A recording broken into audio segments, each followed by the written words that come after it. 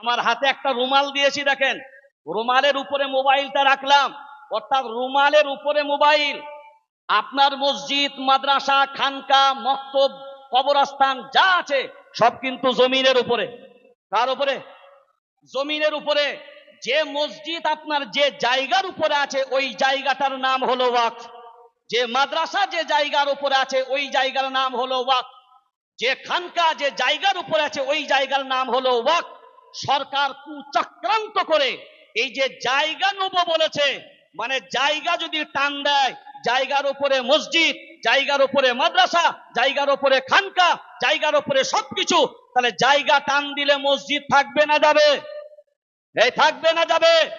তাহলে এই 3 কোটি পশ্চিম বাংলার মুসলমান তারা কি মাথা চুলকুবেন, না দলাদলি করে সব নিজেরা চুপ করে বসে থাকবেন?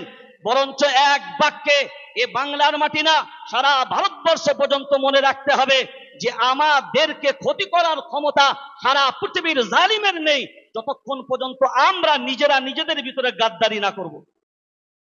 যদি আমরা গাদ্দারি না করি তো হিম্মত নেই কারোর পশম বাঁকা করতে। কারণ हम ओ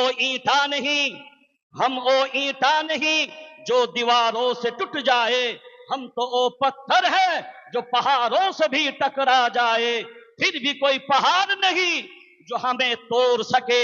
अरे हिंदुस्तान तो क्या दुनिया में भी किसी माई का लाल नहीं जो मुसलमान को मिटा सके। নারায়ে তাকবীর।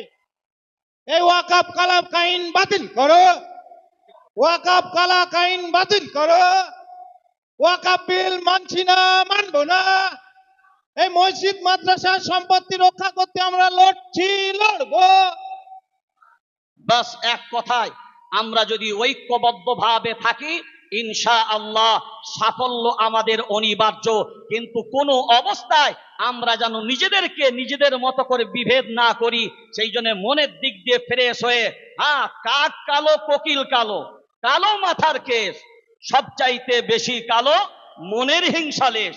নিম তেতো নিন্দা তেতো, তেতো ভাঙা ঘর, সবচাইতে বেশি তেতো 203-এর ঘর।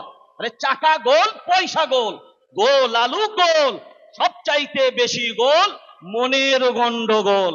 জমিয়তুল আইম্মা ওয়াল উলামা জিন্দাবাদ, ভারতবর্ষ জিন্দাবাদ, আমাদের সংহতি সম্প্রীতি জিন্দাবাদ। আসসালামু আলাইকুম ওয়া রাহমাতুল্লাহ। শুকরিয়া।